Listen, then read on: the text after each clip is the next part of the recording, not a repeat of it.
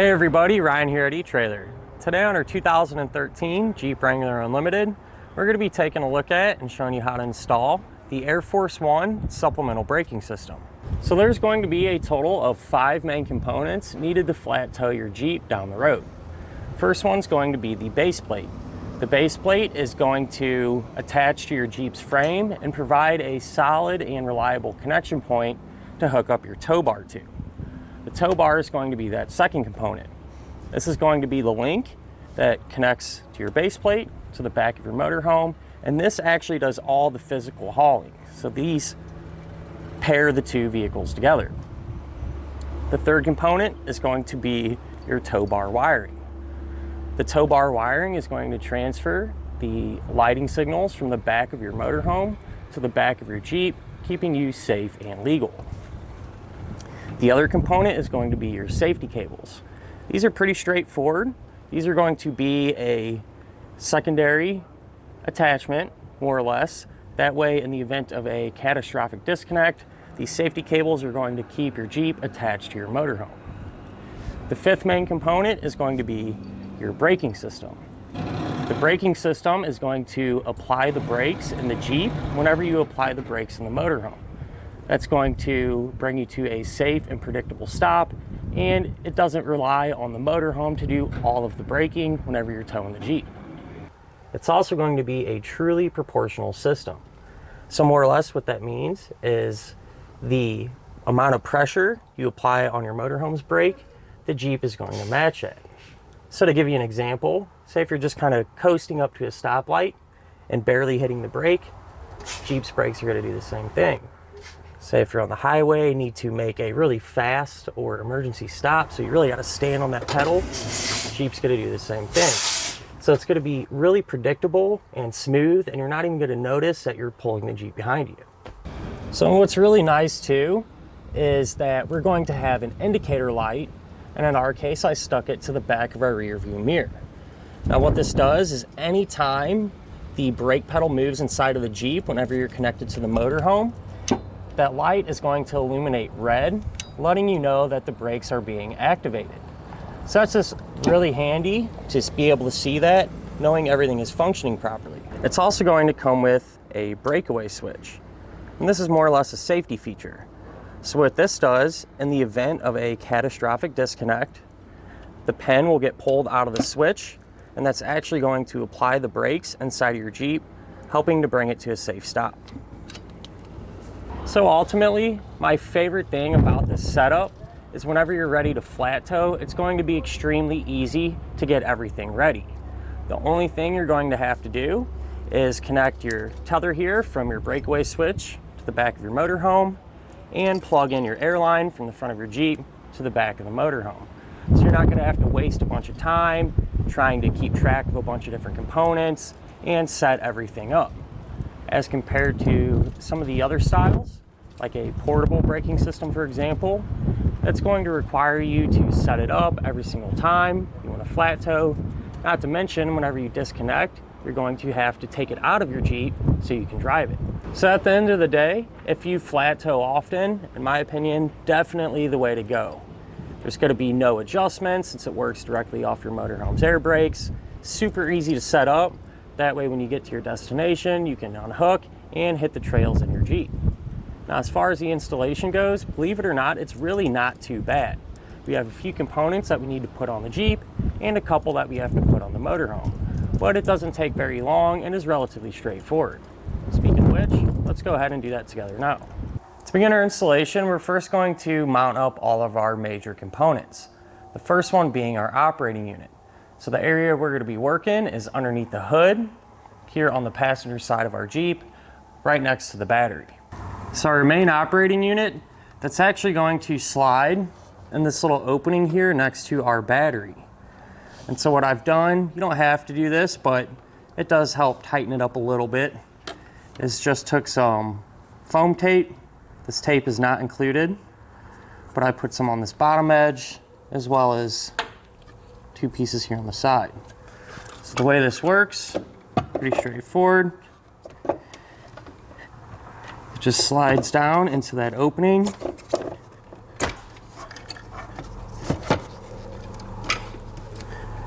just like that. It fits nice and snug and looks really good too.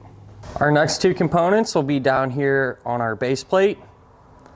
We mounted up our breakaway switch as well as our airline fitting. So it's pretty straightforward. I did use a no drill short bracket, which you can pick up here at eTrailer, and just secured that to the base plate. And then I simply just used the included hardware to mount our airline fitting and our breakaway switch to that bracket. Now we can move inside of our Jeep and focus on our indicator light. So the way this works is this little LED strip here has some sticky tape on the back of it. So you want to clean the back of your mirror off really good and stick it right to it. From there, the wire that comes off of our light, we can start to route.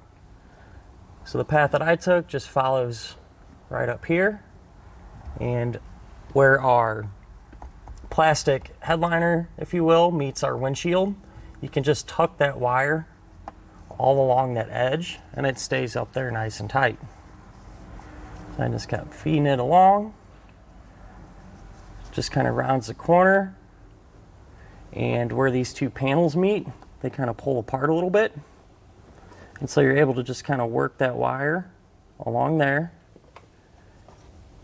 And then again, if you kind of just pull back on this, it gives you a little room.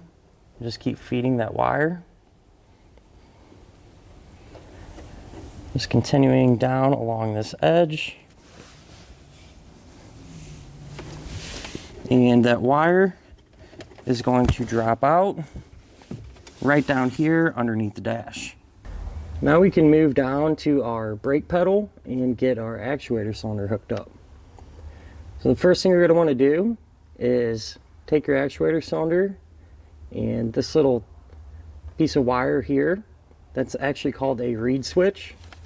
So we're going to hook that in first, and that simply just slides into this little plastic housing, and you use a flathead screwdriver, a small one, just to snug down that set screw.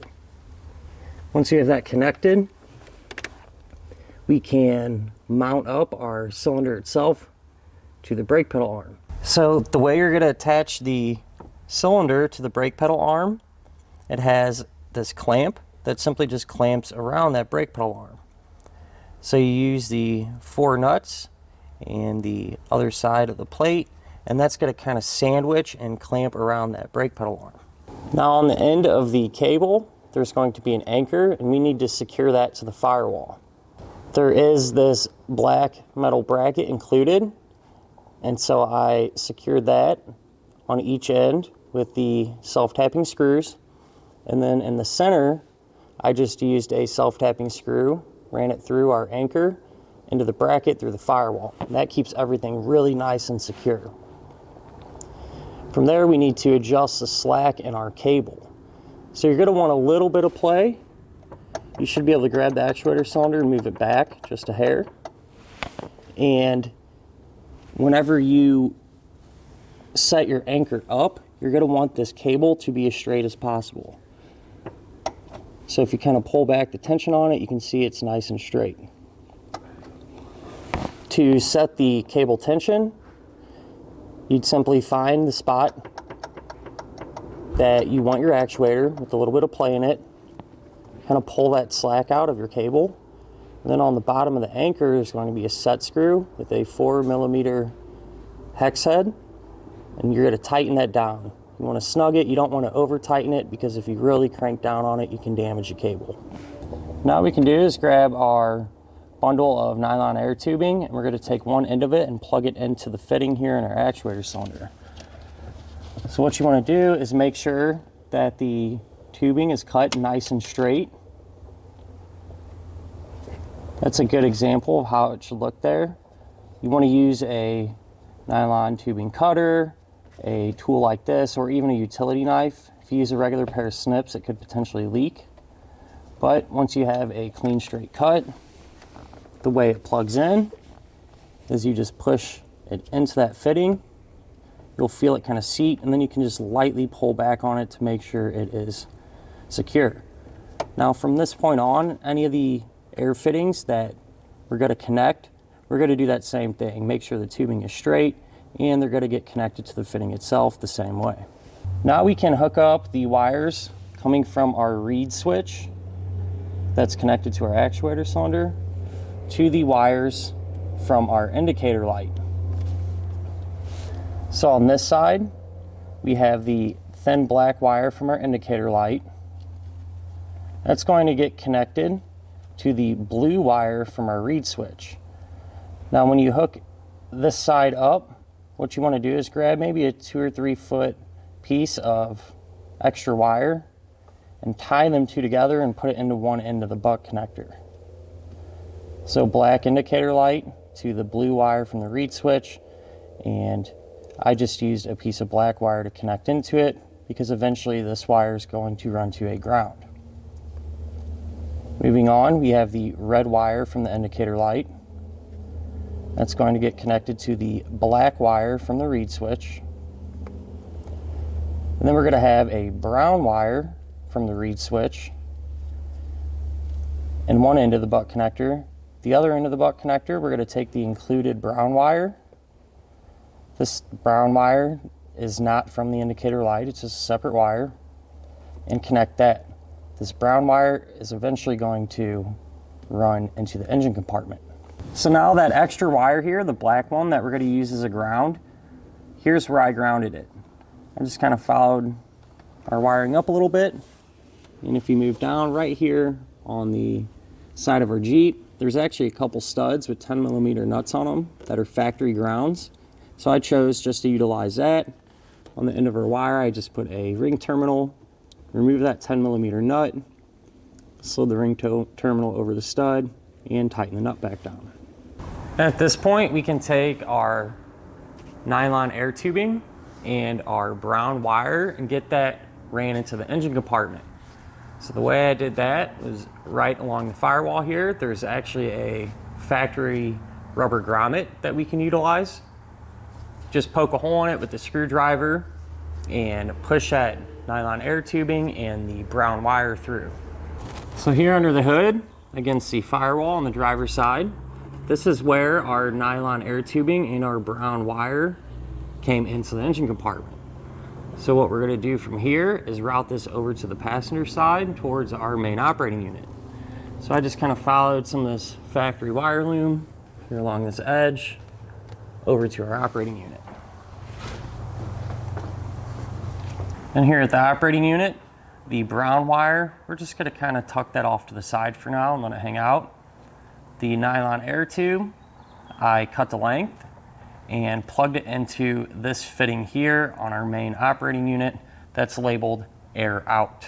So I then took our nylon air tubing and plugged it into this fitting here, which is labeled air in. And this is going to run down to the front of our Jeep where we have our air fitting mounted up next to our breakaway switch. The path that I took to get there is I kind of just looped around, used a couple zip ties to secure it. When it comes to routing this airline, you want to be sure to not only try your best to avoid hot or moving parts, but also try not to kink it. And it kind of just drops down in between our air intake and our fuse block. Kind of loops around here. And then once we get to this point, it actually drops down. So just behind our grill, this is where that nylon air tubing dropped down.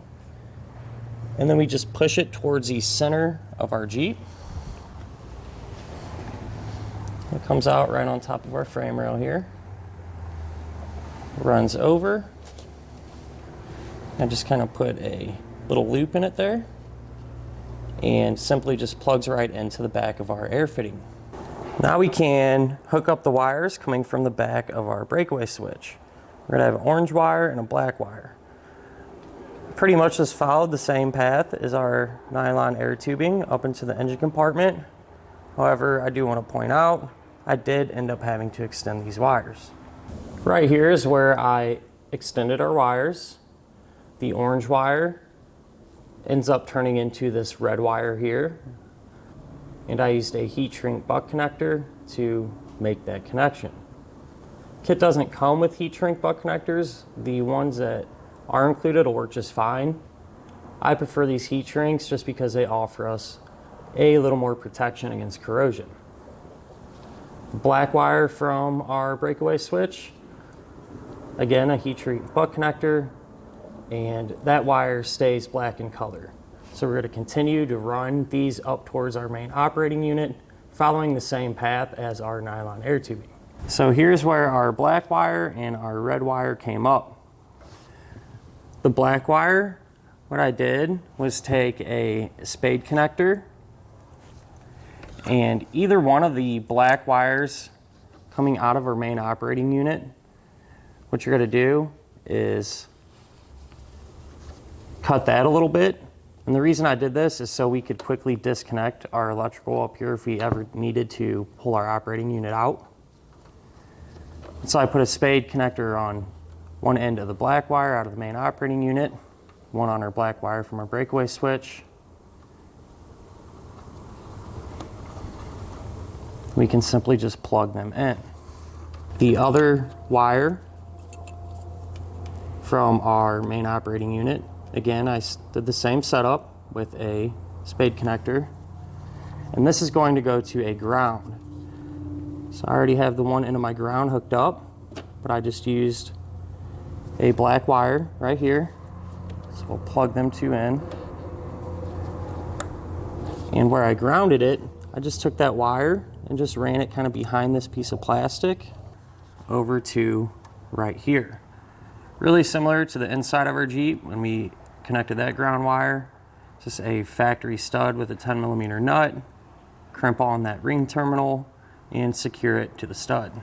Now we can move back to our red wire that's coming from our breakaway switch and our brown wire that's coming from inside of our Jeep.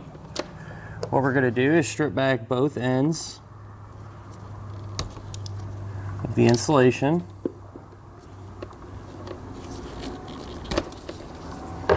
And we're going to twist these together. Make sure to get them nice and tight.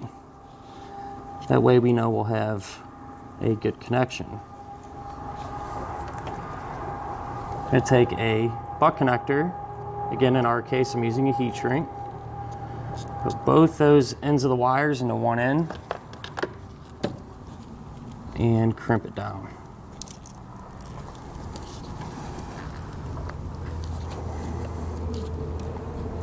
Kind of let that hang for now. We're going to take our fuse holder. We want to make sure to open up the cap and make sure the fuse is not installed. That's the last thing we're going to be installing once we have everything connected here on our Jeep. We're going to cut that in half. And again, strip back both ends of the insulation.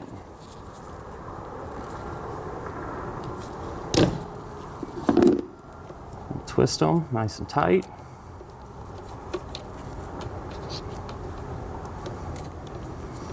One end of our fuse holder is going to get a ring terminal. So slide that over and crimp it down. The other end of our fuse holder, we're going to place in the butt connector.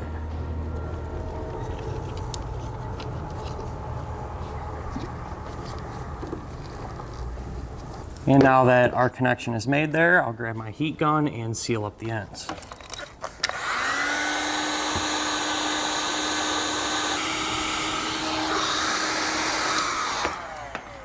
What we can do now is connect our ring terminal to the positive side of the battery. I'm just going to go off this stud right here. So we'll remove that nut using a 10mm socket. We'll back that off.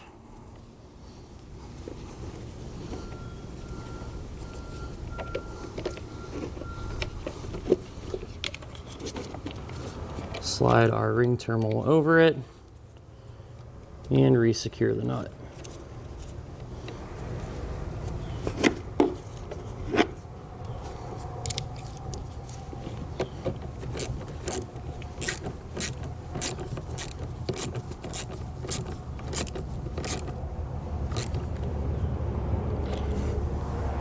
With the electrical out of the way, now we can focus on hooking up our vacuum line.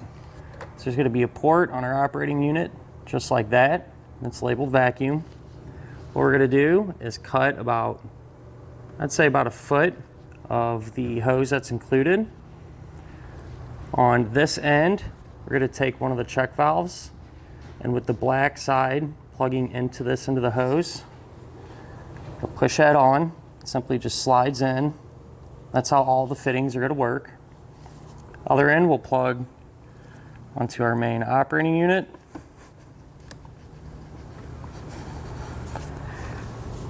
We can grab the long piece of our hose that we cut this short piece from, plug that into the white end of the check valve. Then we can run our hose over towards our brake booster on the driver's side of our Jeep. Path I took is really straightforward. Simply just ran it over, kind of following that factory wiring and the very back edge of our firewall all the way to the driver's side. So what we're going to do now is take our vacuum T-fitting. On this end of the fitting, you want to cut off maybe about a 1 or 2 inch piece of hose. Slide that hose over the fitting.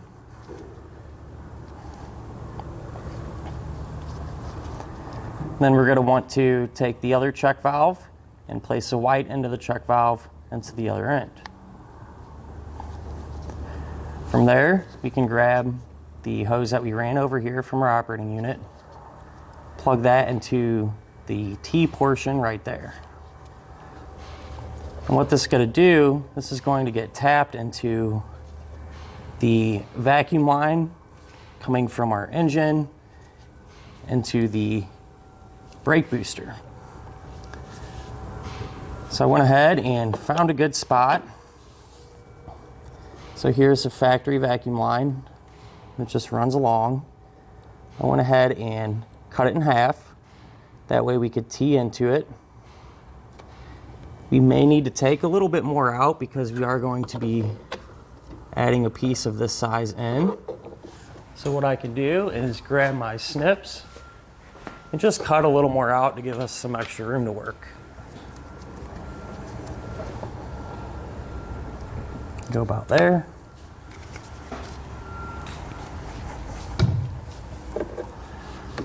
This end of the fitting is going to get plugged into this factory line closest to our brake booster.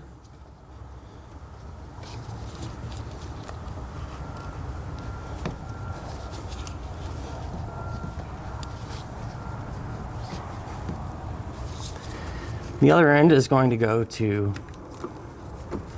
this side of the line. So I want to point out, you want to make sure that the black side of the check valve is going to be connected to the line that's going to the engine.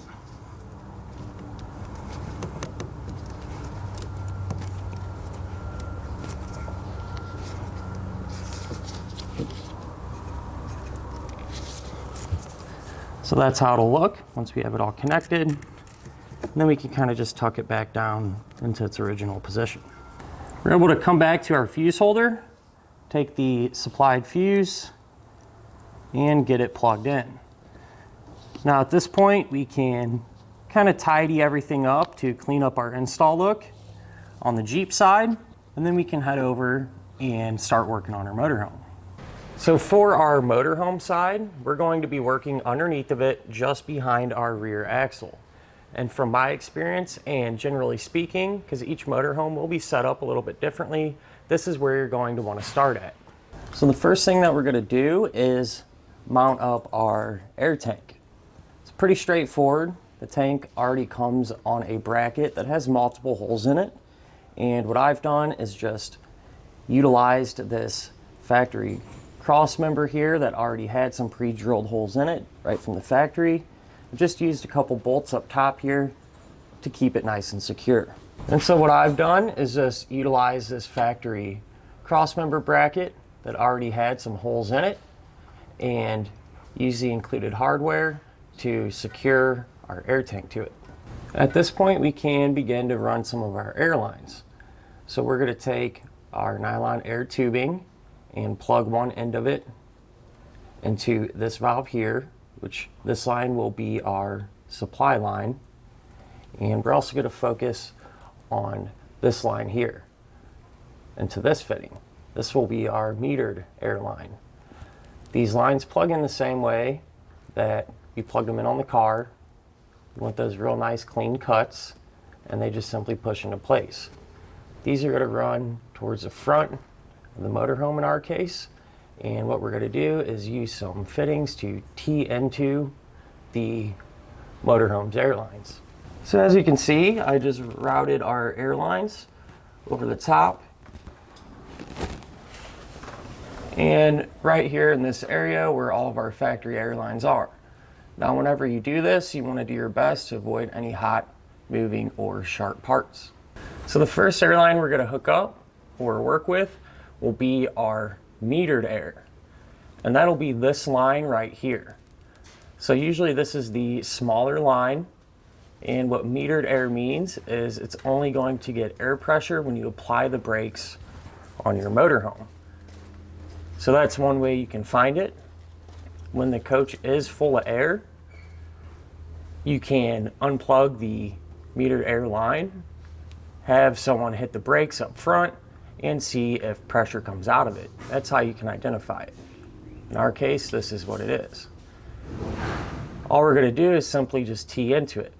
So again, using a sharp, correct tool, you want to cut that line in half, take the included T-fitting, push both ends into it, and then run the nylon air tubing from our Air Force One air tank into this end of it. Now we can focus on tapping into our supply line. The supply line is usually the thicker line, and this is always going to have air pressure. A quick and easy way to tell is that the majority of the times this thicker supply line will run directly to the air tank. Works the same way, it just tees in. Now in our case, we kind of have a odd size line, so we did have to pick up a different size fitting. So this particular fitting does not come included. They do include a fitting, and in most cases works with many different types of motorhomes. The fitting they give you is the really common size, and like I said, this is kind of a special circumstance where we have kind of an oddball size line.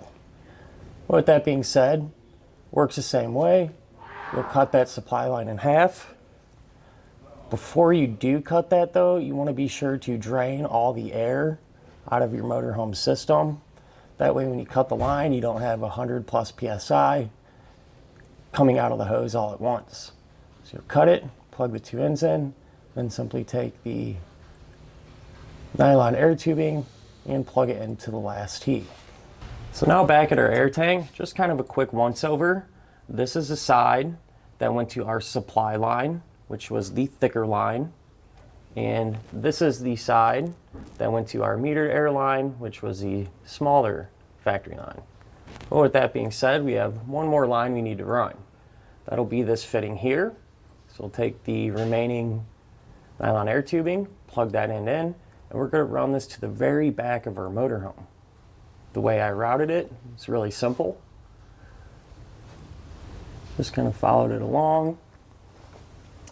I just followed it through this factory brace.